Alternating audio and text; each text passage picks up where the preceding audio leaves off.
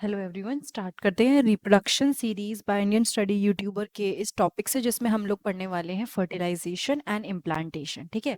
इससे पहले के पार्ट में हम लोगों ने मेंस्ट्रुअल साइकिल के बारे में डिटेल में पढ़ा था। इस पर्टिकुलर पार्ट में हम लोग क्या देखेंगे कि जो फर्टिलाइजेशन होता है वो किस तरह से होता है, यानी फर्टिलाइजेशन मतलब जो मेल और फीमेल गैमेट है वो कैसे मीट करते हैं।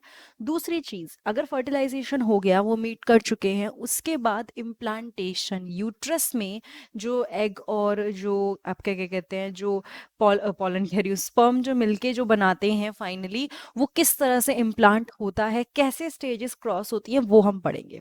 नाउ इसने लिखा है ड्यूरिंग कॉपुलेशन। कॉपुलेशन का मतलब क्या होगा? क्वाइटस, यानी सेक्सुअल इंटरकोर्स जब होता है तब सीमेन रिलीज हो जाता है। कौन रिलीज करता है? पीनिस के थ्रू इनटू द विजाइना। इस प्रोसेस को इंसेमिनेशन बोलते हैं। जब स्पर्म रिलीज होता है विजाइना में, ठीक है, when semen is released into the vagina, इस प्रोसेस को हम क्या बोलते हैं? इंसेमिनेशन।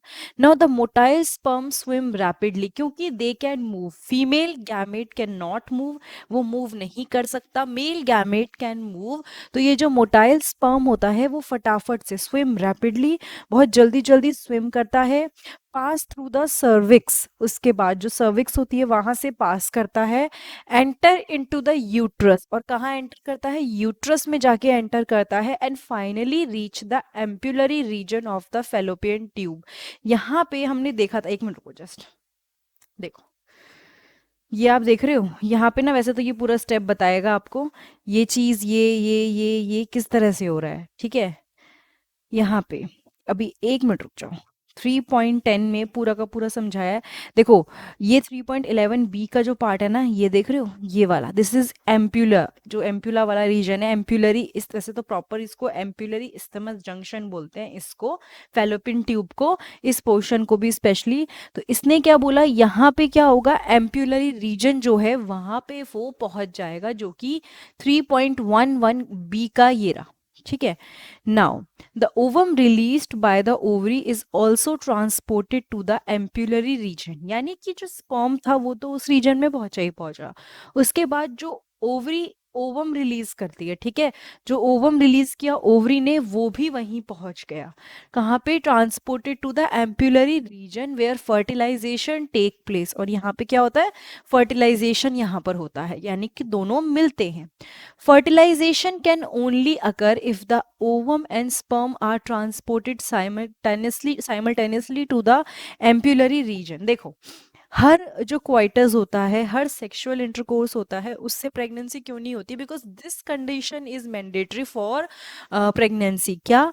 कि ओवम और स्पर्म फर्टिलाइजेशन के लिए, दोनों के मिलने तभी फर्टिलाइजेशन होगा जब ओवम और स्पर्म दोनों एम्पुलरी रीजन में साथ में आए। कोई एक पहले हो गया, आ गया, दूसरा बाद में आया तो कोई फायदा नहीं, कोई बाद में आ गया, पहले आया तो कोई फायदा नहीं।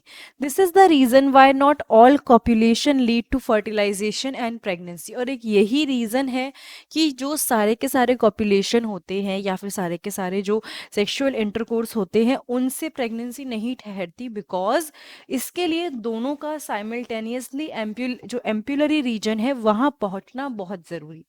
नाउ, अब ये जो प्रोसेस होता है, कौन सा? जिसमें फ्यूजन होता है। फ्यूजन मतलब मिलना, जो स्पर्म और ओवम मिलते हैं, उस प्रोसेस को हम बोलते हैं fertilization. During fertilization a sperm comes in contact with the zona pellucida layer of the ovum. अब होता क्या है फर्टिलाइजेशन प्रोसेस के टाइम पे, जब फर्टिलाइजेशन हो रहा होता है, एक स्पर्म, ठीक है, ये आपको दिख रहा है, ये स्पर्म दिख रहे हैं, ये स्पर्म आते हैं जोना पेल्यूसिडा लेयर पे। यहाँ पे दिख भी रहा है, ये जो लेयर है ना, इसमें दिखाया ये जोना पेल्यूसिडा है। ठीक है, यहाँ पर आते हैं and induces changes in the membrane. ये स्पर्म समझ लो यहाँ पे आ गया, उसके बाद ये इस मेम्ब्रेन के इधर आ गया, तो ये ऐसे चेंजेस स्टार्ट कर देगा। ये क्या करेगा? यहाँ पे एक वर्ड है, इंड्यूसेस चेंजेस। जब ये चेंजेस इंड्यूस कर देगा तो ये जो बाकी के स्पर्म्स है ना, इनकी एंट्री क्या हो जाएगी?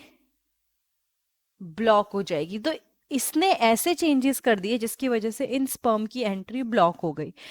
Thus it ensures that only one sperm can fertilize an ovum. इसीलिए ऑब्वियसली ये ज़रूरी है, वरना सारे के सारे फर्टिलाइज नहीं कर देंगे। तो जो सबसे पहले पहुंचा, जो सबसे पहले जिसने रेस जीती, जो कि हम लोग सभी हैं, हम लोग आए हैं इस दुनिया में बिकॉज हम एक रेस जीत गए, तो उसने क्या किया, वो ओवम को फर्टिलाइज कर देगा। The secretion of the acrosome, acrosome कहाँ पे होता है, ये हमने पढ़ा भी था, स्पर्म पे आगे की साइड पे होता है। स्पर्म के सिक्रेशन जो एक्रोजोम होता है, वो क्या करता है, स्पर्म को हेल्प करता है एंटर करने में, कहाँ पे, cytoplasm of the ovum, ovum के साइटोप्लाज्मा में एंटर करवाने में हेल्प करता है, और कहाँ के थ्रू, जोना पेल्यूसिडा से होता हुआ एंटर कर जाता है। एंड द प्लाज्मा मेम्ब्रेन, मतलब प्लाज्मा मेम्ब्रेन और जोना पेल्यूसिडा से एंटर करवा देता है। This induces the completion of the meiotic division of the secondary oocyte। अब ये सेकेंडरी oocyte कहाँ से आ गया, ये सेकेंडरी oocyte पता है कहाँ से आया, जस्ट अ मिनट, एक सेकेंड। आपको ये याद है, ये इसका पूरा का पूरा जो डिवीजन है ना, वो उस स्टेज पे जाके कंप्लीट होता है। ओवम तो बन गया था उससे, लेकिन जो प्रॉपर जो मतलब खत्म हुआ है, वो यहाँ जाके खत्म हुआ है।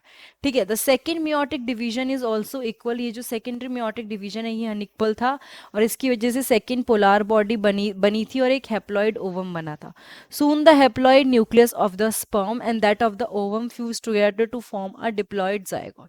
उसके बाद क्या होता है, हेप्लॉइड न्यूक्लियस ऑफ स्पर्म, ठीक है, एंड द ओवम, दोनों फ्यूज करते हैं ताकि क्या बना सके, जायगोट बना सके। ठीक है, अब आ गया, one has to remember that the sex of the baby has been decided at this stage itself. इस स्टेज पर डिसाइड होता है कि जो बेबी हो रहा है उसकी सेक्स क्या है, मतलब वो मेल है या फीमेल है। देखो, अब ये पढ़ते हैं, हम नेक्स्ट पे आ गए हम लोग, कि हमें ये याद रखना है कि जो बेबी का सेक्स डिटरमाइन होता है वो इसी स्टेज पे होता है। अब देखो, ह्यूमन फीमेल का पैटर्न क्या है, एक्स एक्स है, और मेल का पैटर्न है X Y. Therefore, all the haploid gametes produced by the female, यानी कि जो भी गैमेट फीमेल प्रोड्यूस करेंगी उसमें हमेशा एक्स होगा, ये वाला, ठीक है। Female would have the X sex chromosome X, whereas जो मेल गैमेट होंगे वो दोनों दे सकते हैं, वो एक्स भी दे सकते हैं, वाई भी दे सकते हैं। Hence 50% of the sperm carry the x chromosome. तो जो मेल जो भी स्पर्म मतलब रिलीज करते हैं, उसमें 50% होते हैं एक्स वाले, 50% होते हैं वाई वाले। ठीक है, उसके बाद है आपका, ये पढ़ लिया, एक मिनट रुको, yes. After fusion of the male and female gamete the zygote would carry either x और एक्स वाई। अब देखो, इस सब को अगर मैं रब करूं और एक बार आपको फिर से ये चीज़ समझाऊं तो आपको और अच्छे से क्लियर होगी। Okay, let's start. ठीक है, अब देखो, समझ लीजिए, ये एक्स एक्स है, ये है फीमेल, ठीक है, ये एक्स वाई है, ये है मेल। और देन देर आर पीपल जो लड़कियों को मारते हैं, पीटते हैं, बिकॉज उन्हें लगता है कि उनकी वजह से लड़की हुई है। तो ये चीज़ क्लियर हो जाएगी अगर आप उन्हें ये चैप्टर पढ़ा देंगे तो, क्योंकि फीमेल कुछ भी कर ले वो हमेशा एक्स ही दे पाएगी, बिकॉज उसके पास कौन से क्रोमोसोम है, सिर्फ एक्स क्रोमोसोम है। बट लड़का होगा या लड़की होगी, वो कौन डिटरमाइन करता है, किसकी वजह से ये चीज़ डिटरमाइन होती है, that would be determined by the male. अगर मेल ने एक एक्स दे दिया तो लड़की बनेगी, और मेल ने, क्योंकि लड़की तो हमेशा एक्स ही दे पाएगी, मतलब मदर तो हमेशा एक्स ही दे पाएगी, और मेल ने अगर वाई दे दिया तो एक मेल बन जाएगा। So this sex determination is completely dependent on to male, अगर हम बात करें कि लड़का है या लड़की है, क्योंकि एट द एंड जो भी होगा वो सिर्फ मेल के हाथ में होगा, लड़कियां तो हमेशा एक्स ही देंगी ना। तो इससे आपको कंसेप्ट भी क्लियर हो गया होगा कि एक्स एक्स यहाँ पे क्या है, यहाँ पे उसने बोला फीमेल था, एक्स वाई मेल था, और यहाँ पे एक्स हमेशा फीमेल ने एक्स दिया, और मेल के हाथ में होता है कि कौन सा आएगा। ठीक है, 50% जो स्पर्म्स होते हैं they carry X chromosome, and remaining 50% carry the Y chromosome. Okay, अब यहाँ पे क्या है, yes, after fusion of the male and female gamete, जब मेल और फीमेल गैमेट का फ्यूजन हो जाता है, जो जाइगोट है वो या तो एक्स एक्स कैरी करेगा या एक्स वाई कैरी करेगा, डिपेंड करता है कि जो स्पर्म है जिसमें एक्स है या वो जो स्पर्म है वो वाई, मतलब स्पर्म ने जो स्पर्म कैरिंग एक्स, यानी कि जो क्योंकि 50% स्पर्म में एक्स है, 50% स्पर्म में वाई है, तो उस स्पर्म में एक्स था या वाई था उस पर डिटरमाइन होता है। The zygote carrying x x would develop into a female baby. अब जो जाइगोट है जिसमें एक्स एक्स है वो क्या होगा, वो फीमेल में कन्वर्ट हो जाएगा, और जो एक्स वाई है वो किस में कन्वर्ट हो जाएगा, मेल में कन्वर्ट हो जाएगा। बहुत ही इजी कंसेप्ट है, हार्ड कुछ नहीं है, बहुत इजी है समझना, बहुत ही मतलब एक्चुअली बहुत इजी है। नाउ अब हमने पढ़ लिया फर्टिलाइजेशन हो गया, सेक्स डिटर्मिनेशन हो गया। The mitotic division start as the zygote moves through the isthmus, हमें पता है कि ये इस्थमस है। अब यहाँ पे क्या होगा, जाइगोट मूव करेगा इस्थमस के through of the oviduct called cleavage toward the uterus, किसकी तरफ, यूट्रस की तरफ मूव करना शुरू कर देगा। ठीक है, किसकी तरफ मूव करना शुरू कर देगा, यूट्रस की तरफ। Now and form 2 4 8 16 daughter cell, 2 4 8 16 daughter cell. तो अब देखो इसने क्या किया, बहुत ध्यान से देखना। हम यहाँ पे देख रहे थे, यहाँ पे ये जो स्पर्म्स हैं ये जोना पेल्यूसिडा बन गई, और ये देखो ये सारी चीजें यहाँ पे हो गई। नाउ अब इसके बाद ये देख रहे हो आप, स्पर्म्स आए जोना पेल्यूसिडा पे, एक स्पर्म ने ब्लॉक कर दिया। अब ये आपकी ये जो 2 4 8 16 डॉटर सेल देख रहे हो ना, ये 4 है, ये 8 है, ये 16 है। ठीक है, इसको हम क्या बोलते हैं, ब्लास्टोमियर्स। क्या बोलते हैं हम इसको, ब्लास्टोमियर्स। फिर से सुनो, 2 4 8 16 इस तरह से डिवाइड हो रहे हैं। ये देखो 2 4 8, ये सॉरी ये तो आपका आगे बढ़ गया, ये क्या हो गया, ब्लास्टोमियर्स बन गए। 1 2 3 4 5 6 7 8, ये 8 हो गए। ठीक है, अब देखो the embryo with 8 to 16 blastomere, यानी कि जिसके अंदर 8 से लेके 16 ब्लास्टोमियर होते हैं, उसको हम क्या बोलते हैं, मॉर्यूला। उसको हमने बोला मॉर्यूला, पहले वाले में नहीं था बट अब इसमें 8 to 16 क्या है, ब्लास्टोमियर है, हम उसको बोलेंगे morula. The morula continues to divide and transform into blastocyst.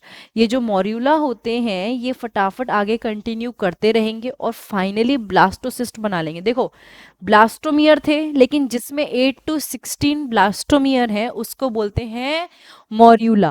अब उसने क्या लिखा, ये मॉर्यूला भी डिवाइड होते होते क्या बना लिया इसने यहाँ पे, मॉर्यूला भी डिवाइड होते होते ब्लास्टोसिस्ट बना लिया। देखो ठीक है, मॉर्यूला तो ये था 8 to 16, उसने भी डिवाइड होके ब्लास्टोसिस्ट बना लिया, और उसके बाद जब इसने बना लिया तो ये यूट्रस में मूव करने लग गया।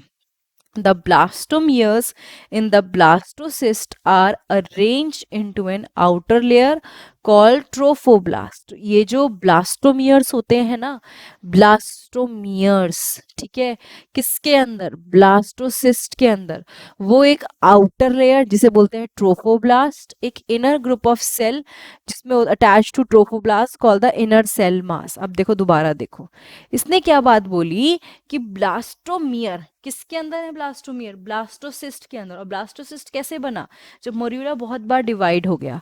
अब वो भी 2 लेयर में अरेंज है। अब देखो यहाँ पे दिख रहा है आपको, ये ब्लास्टोसिस्ट में दिखा दिया, ये आपकी हो गई ट्रोफोब्लास्ट, ये इनर सेल मास। ठीक है, this is inner cell mass, this is trophoblast. समझ आया। नाउ ये जो ट्रोफोब्लास्ट लेयर है, अब देखो ये ट्रोफोब्लास्ट लेयर, जैसे यहाँ पे आप इसको डायरेक्टली देखो, ये यूट्रस की जो अंदर वाली वॉल है उससे अटैच हो गई। ये जो ट्रोफोब्लास्ट है यूट्रस की अंदर वाली वॉल से अटैच हो गई। और किससे अटैच हो गई, एंडोमेट्रियम। एंडोमेट्रियम कौन है, यूट्रस की अंदर वाली लाइन को हम एंडोमेट्रियम बोलते हैं। एंड जो इनर सेल मास था वो डिफ्रेंशिएट हो गया एज द एम्ब्रियो। और देखो बाहर वाली लाइन तो एंडोमेट्रियम में जाके फंस गई, मतलब उसमें इम्पेडेड हो गई, समझ लीजिए ऐसे था तो ऐसे घुस गई, तो वो जो ट्रोफोब्लास्ट था वो तो पूरा ऐसे हो गया। लेकिन जो दूसरी है, दूसरी कौन सी, जो बीच का माल मसाला है, वो धीरे धीरे अब किस में कन्वर्ट होने लग गया, एम्ब्रियो की तरह। आफ्टर अटैचमेंट फटाफट से यूट्राइन सेल जो होते हैं वो डिवाइड करते हैं और ब्लास्टोसिस्ट को कवर करते हैं। किसको कवर करते हैं, एक बार और दिखाती हूँ, जस्ट अ मिनट। ये जब इम्प्लांटेशन हो जाता है ना, ये बाद में इसको ऐसे ऐसे ऐसे ऐसे पूरा कवर कर लेते हैं। ठीक है, इम्प्लांटेशन दिखाया है इसमें, बट एक्चुअली इम्प्लांटेशन के बाद ये आसपास के सेल ग्रो कर करके इसको कवर कर लेते हैं।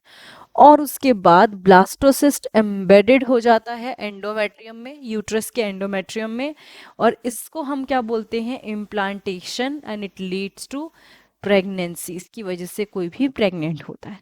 कितना इजी प्रोसेस है, जो कि बिल्कुल हार्ड नहीं है और इजी, समझने में भी इजी है। तो आपको मैं ये होप कर रही हूँ कि इस वीडियो को देखने के बाद इम्प्लांटेशन एंड फर्टिलाइजेशन बहुत अच्छे से समझ में आ गया होगा।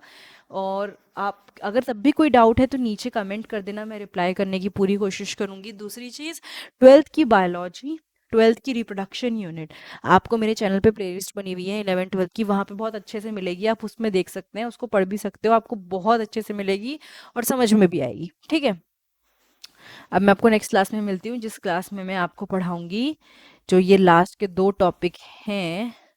एक है प्रेगनेंसी एंड एम्ब्रॉयनिक डेवलपमेंट, और एक पूरा आपका लास्ट का पार्ट है पार्चुरेशन एंड लैक्टेशन। इसको हम अच्छे से पढ़ेंगे, समझेंगे कि क्या होता है।